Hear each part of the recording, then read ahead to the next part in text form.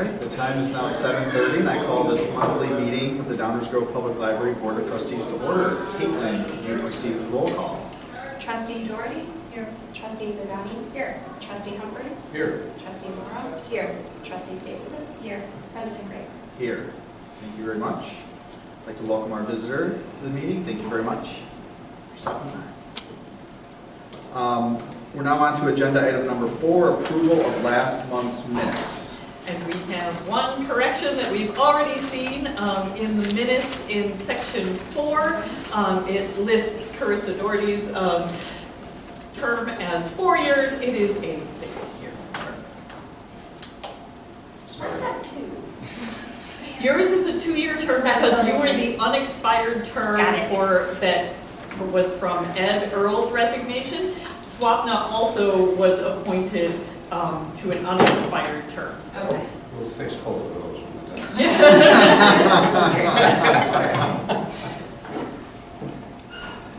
Did anyone have any additional comments to last month's minutes?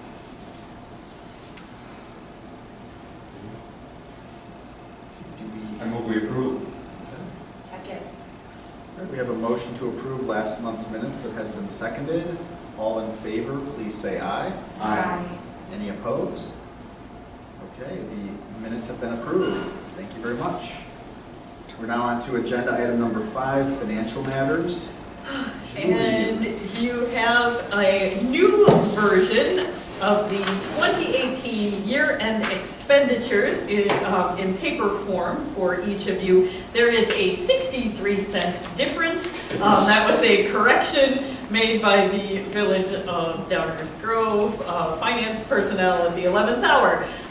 So yeah, not a huge difference. Your final 2018 expenditures report will be in your February board packet because some of the invoices approved tonight will be charged to 2018 and some of them will be charged to 2019. So that was part of our fun this month, was making sure that all of the invoices were correctly coded for which fiscal year, and we will also so we will have that one more time. The revenues would be final, what you see here, and those came in at about 2% over our estimates, so that was fantastic. And so far, our expenditures for 2018 are running at about 92% of budget. So, yeah, so that was excellent.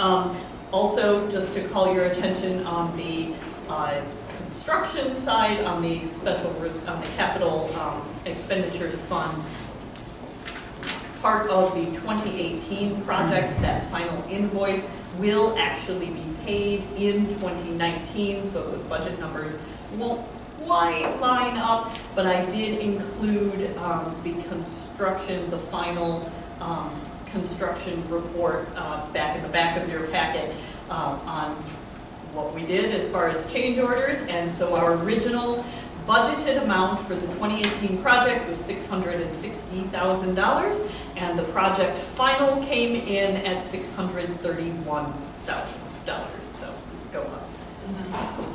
So the minutes should show that last bill Yes. in 2019. Yes, and you'll see it, and it will come through. That will actually be approved in February because they just got all of the last of everything taken care of. Yeah, so any other questions for me on financials?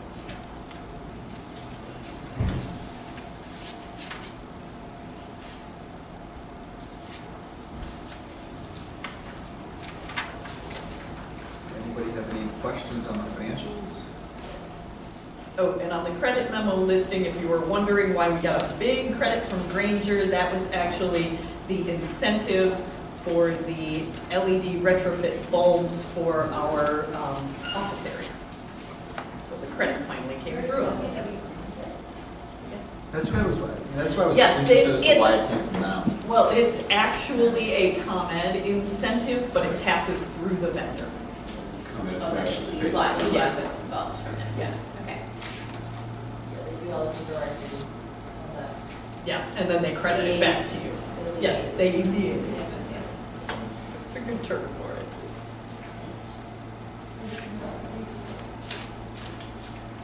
Do we have a motion to approve the financials as presented?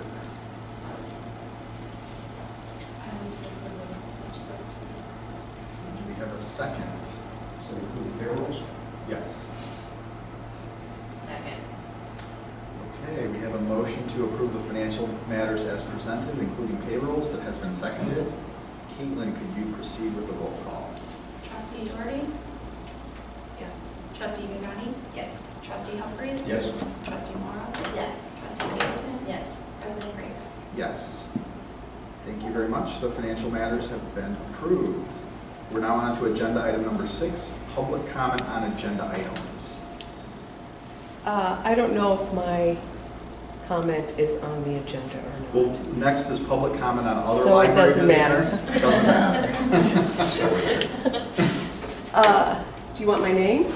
Sherry Pavasich. Okay. I am a 30-year resident of the village, and I'm also on a board myself, and I am also a circ clerk here at the library. And what I am here to comment on is I am also, a lot of other people in my department are not very pleased with the new vacation schedule. And it seems like our clerks and shelvers are the ones that are being taken away vacation time. And the problem that we have with that is with our vacation, we put in for it, and then we hopefully get our vacation. But we cannot put in time for unpaid time off. You know, I look at it as I like to go on vacation with my family, but my daughter's having a baby in August, and I'd like to take time off to do that. I can't. I have to find replacements for every shift. I should be able to take time off, unpaid, if I would like. And we have to use all of our sick time before we would get to that point. And sick time should be left for sick or illness. It shouldn't be taken for something like that. Trying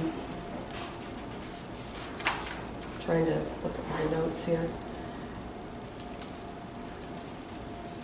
We also can't make up our holidays. At Christmas this year, many of us had 3 days off, and we can't make that up. We have to take that as a loss. So many of us use our vacation time in order to pay for that.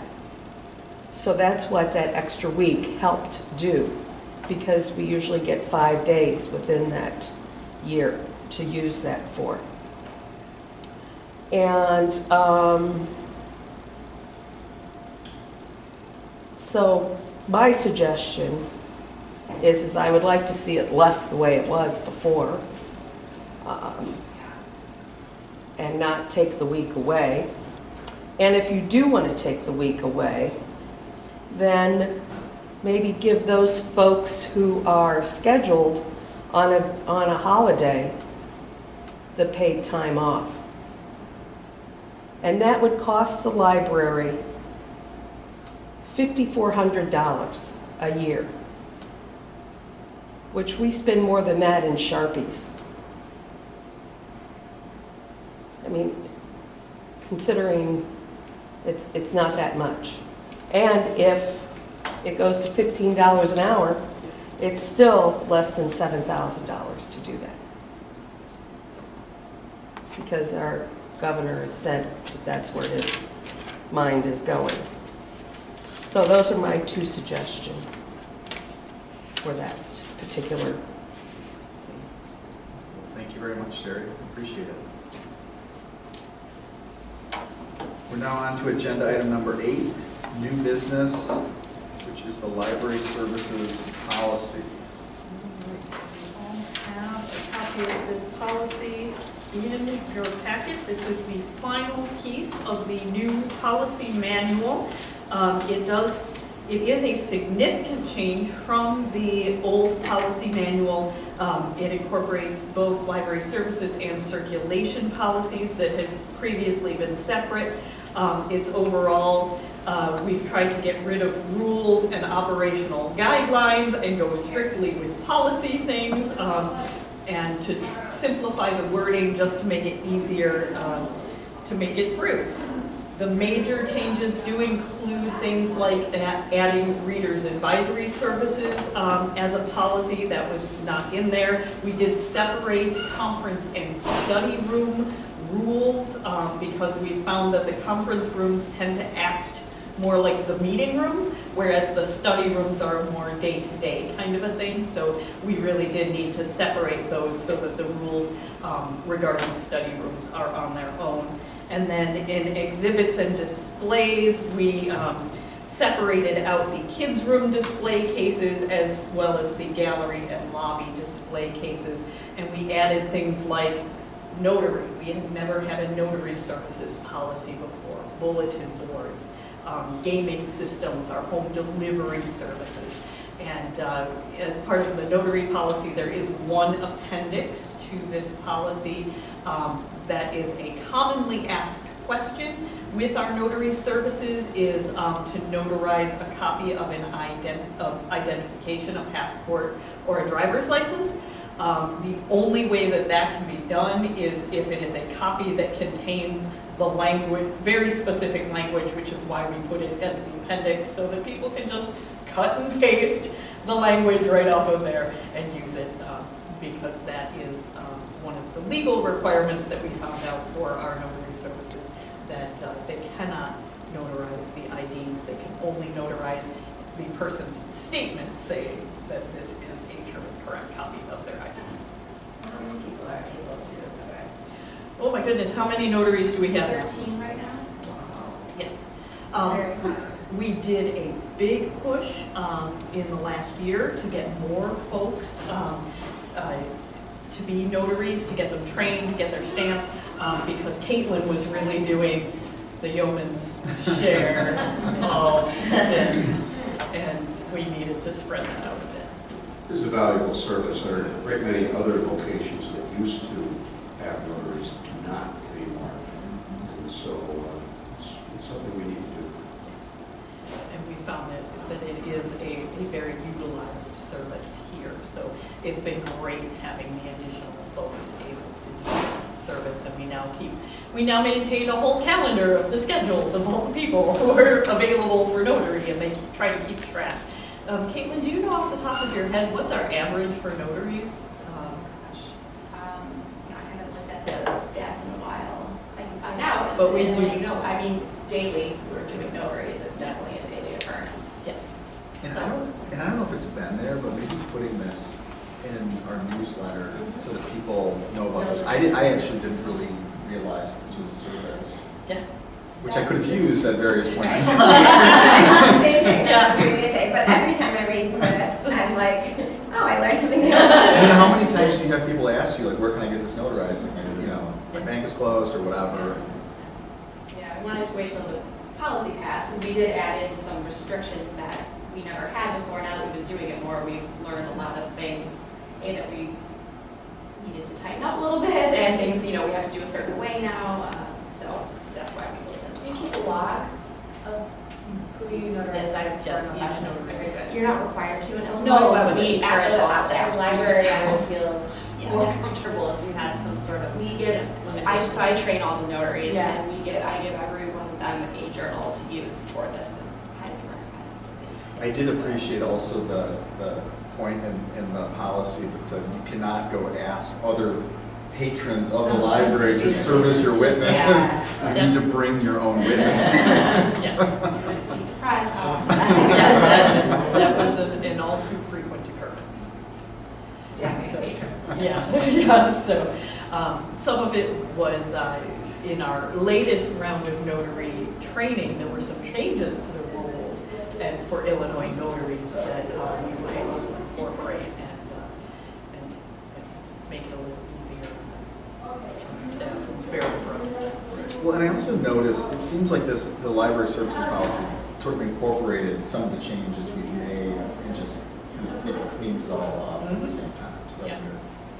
Yes, absolutely. Something else I learned is weird. Does our library have reciprocity with other libraries? In Illinois, as long as the other libraries participate in reciprocal borrowing, if you have a valid library card from any library in Illinois, you can use it at another library in Illinois.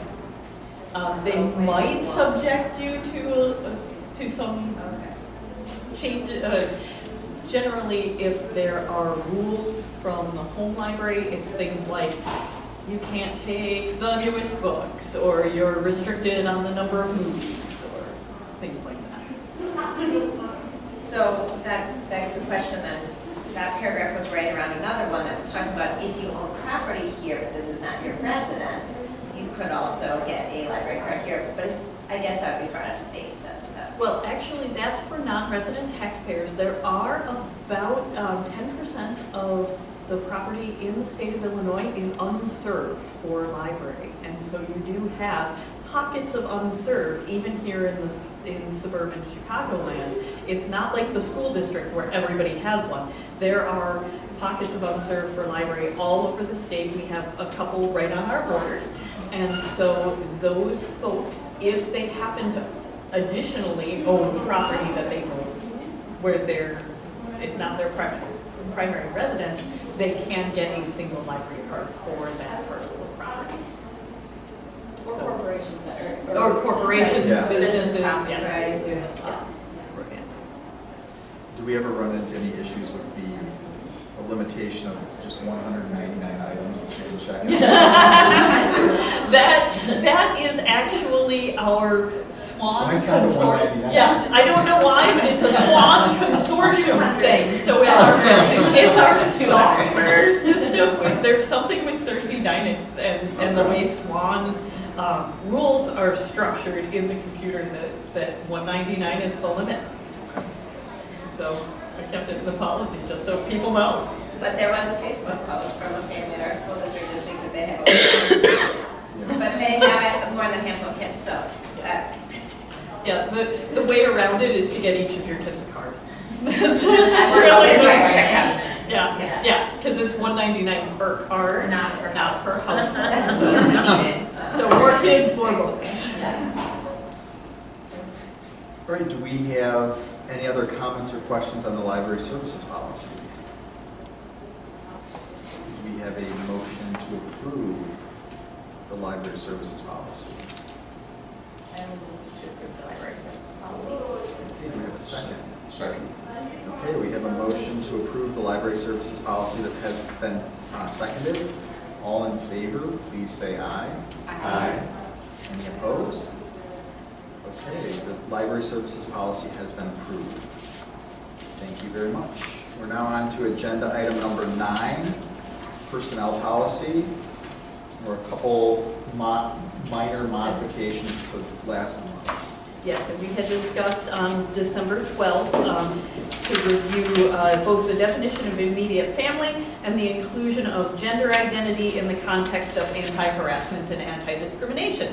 And so I went back, found all of those things in the policy. Unfortunately, the track changes did not come through in the PDF version, so you have a handout that's got the handy red additions and deletions.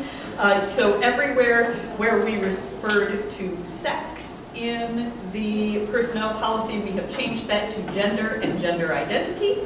And then in the definition of immediate family, we took out the aunt, uncle, cousin, niece, and nephew, and tightened that up to true immediate family.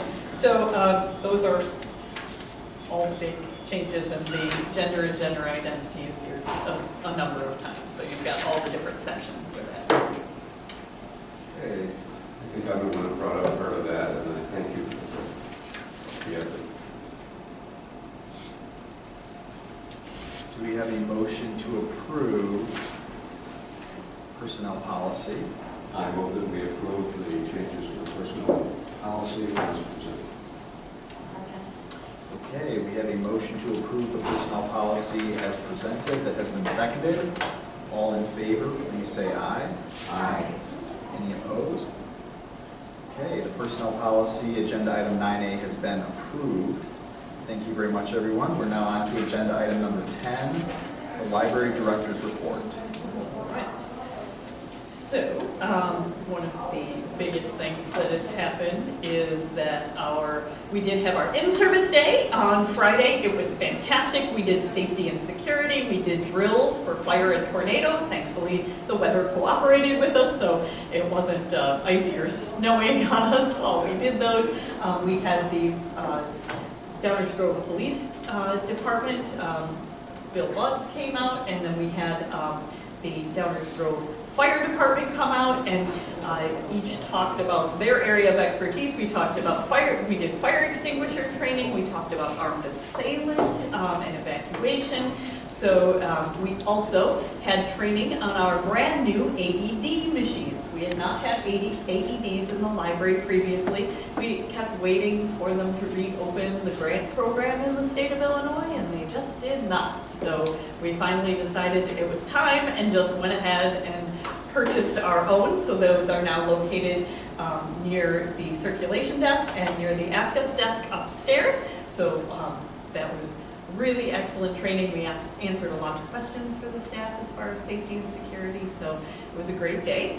And then also on Friday of last week, the artist proposals were due to the foundation. They received 3 proposals, and the art committee of the foundation will be meeting on Tuesday, and hopefully they will be bringing some information to you in time for our next board meeting. We're very excited to see what the artists have proposed for our awesome space over there. And then other than that, we have our per capita grant application for 2019 was completed. That I did include a copy of that in your packet. It's sometimes interesting to read because we do have, there are generally trustee requirements for that grant application. And we are currently working, Jen is working diligently on the Illinois Public Library annual report that will be due at the end of February. So things are going swimmingly.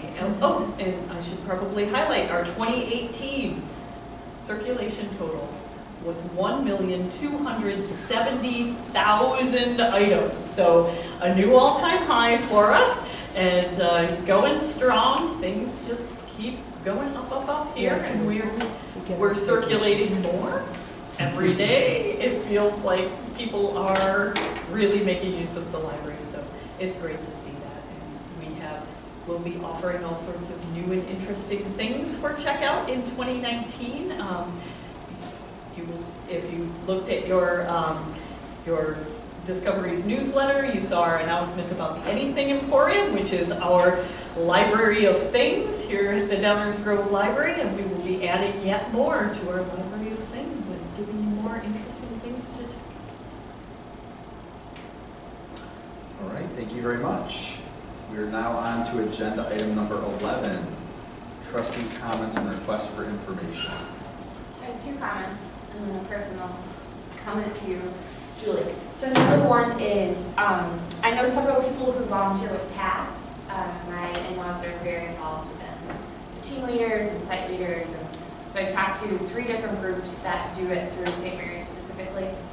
And they all have wonderful things to say about the local library that's there, and the PATS visitors have had nothing but good things to say. I specifically asked to make sure children's books were there, because I know that there are quite a few families that come through PATS. But they had more than enough. Everyone was just over the moon with what they could access. So very good feedback on that. The second thing is, so my account was frozen because I've updated my address in the last year, but I didn't get any notification about it until I tried to update something. So I don't know if that's something that we could send out. So if we're freezing the accounts virtually, and people should know that why it's frozen, because what I worry about is that I didn't come to the library for 3 weeks because I didn't have time to bring in a piece of mail or my driver's license or whatever. I had time to reserve online and pick up, and that was about it. So I am an active user, that I worry about someone who's a more casual user. If their account gets frozen for some reason and they don't see that it's because of a bad address or because their address has changed, that they may just not come in for a while. So just something to think about, that if you have the access to freeze it, you maybe want to just shoot an email to those same people and say, this is why. Well, and I'll piggyback on that comment because I had the same thing happen I was to like, me. what's going on? And what I was, and it actually was not a major inconvenience. It for wasn't, me. yeah. Well, no, because I just went from a station Yeah. up to the circulation desk, and then they fixed it there for me.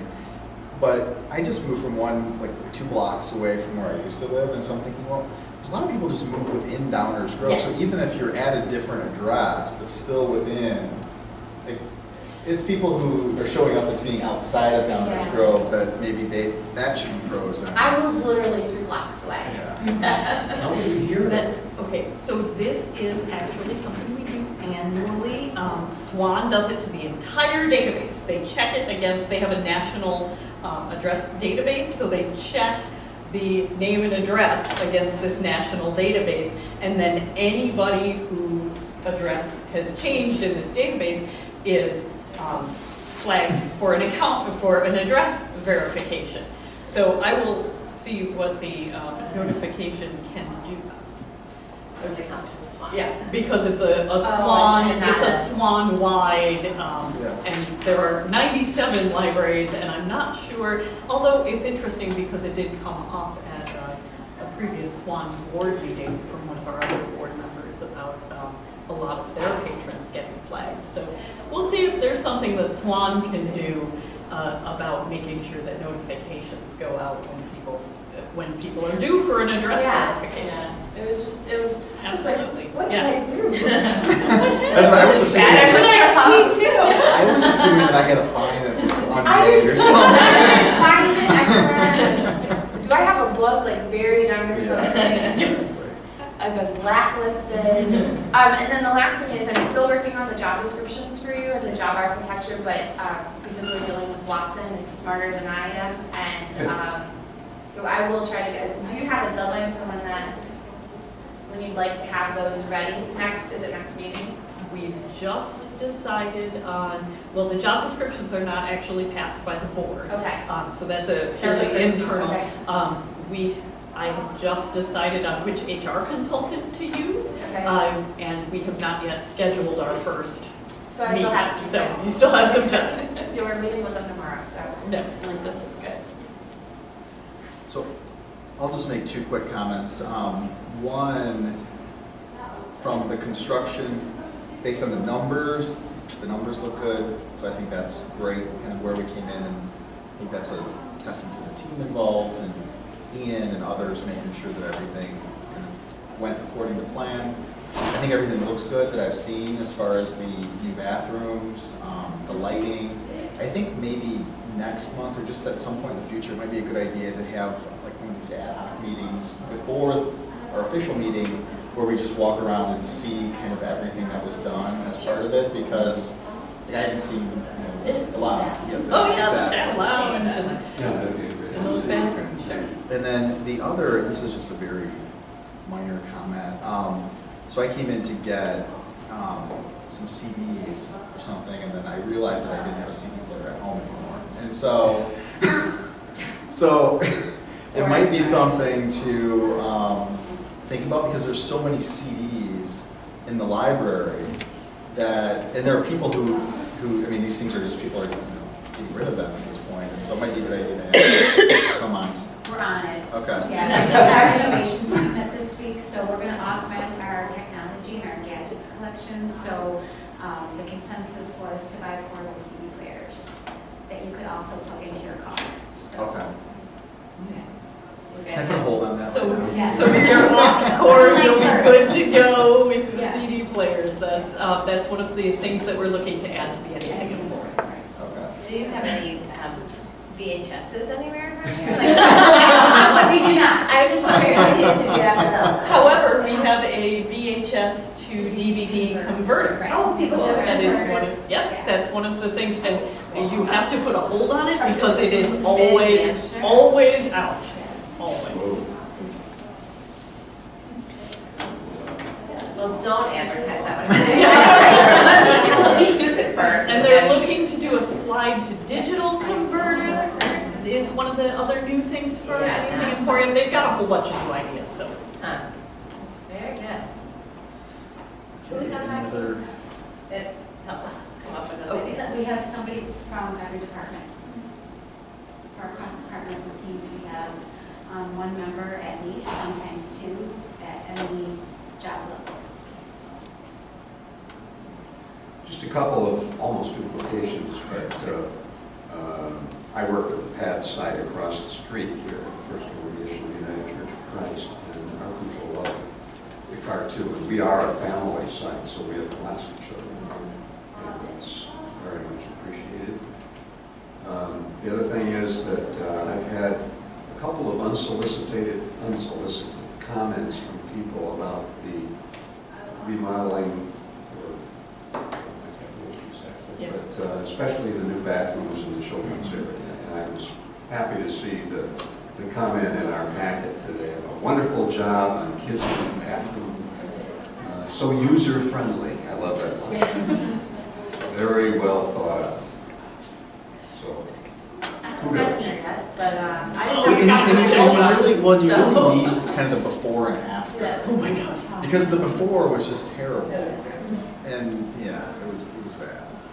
And you don't realize that as much now that, Now that they're bright and beautiful. yes, obviously exactly. people notice. Yes. Oh, one other thing, one of our good friends is hosting the genealogy, and I really wanted to go to it, but it's at 2 o'clock on a weekday. So if, I know that that's with 23andMe and Ancestry.com and all of this becoming such a bigger deal. And I personally know Marty Axe, that I think he would be willing to do more. So we'll see how that goes, but I just feel like 2 p.m. on a weekday is not really a well-attended session. That maybe I'd go to another slot if you have one. Historically, a lot of our genealogy program Are attendees older. are retired. Retired. Yeah. That is a popular time slot with It's so, that. yeah, I'm sure. But it's such a big deal in like Yeah. the public Sure. eye now that I feel like that Well, might be something. Yeah, the genealogy bee is still a lot of retirees, but the Ancestry.com stuff is, And it's becoming, yeah, I think it's becoming more apparent to see. retirees are not quite sure about that one yet. No. The boomers and youngers are. Okay, any additional comments? I have one other thing. In regards to in-service days, are those kind of cross-checked with the district schedule? Because I noticed that on the same day as the district being off, I think potentially difficult for some parents that were looking through their children. It has traditionally been, it has in the past been that third Friday in January, and I didn't even think to cross-check it with the district schedule because they're usually only off on Martin Luther King. So, Yeah. okay. Did you guys do shelter in place as one of your drills? No, we did not. Okay. We watched the Run, Hike, Fight video. Yep. We discussed it.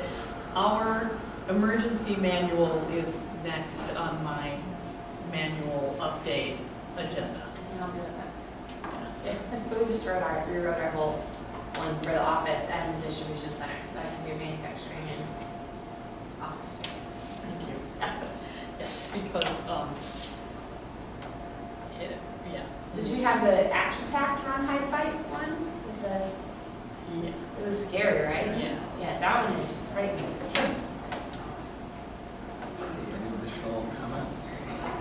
Actually, I really appreciate the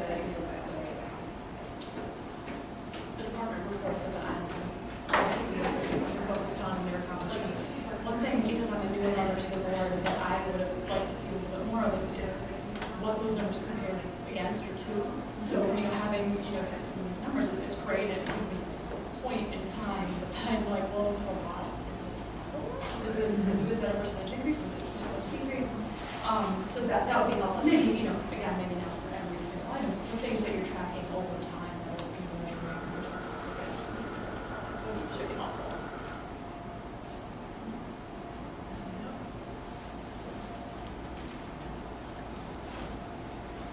Right. Any additional comments? Okay, we are finished with the agenda and this meeting is adjourned. Thank you very much, everybody.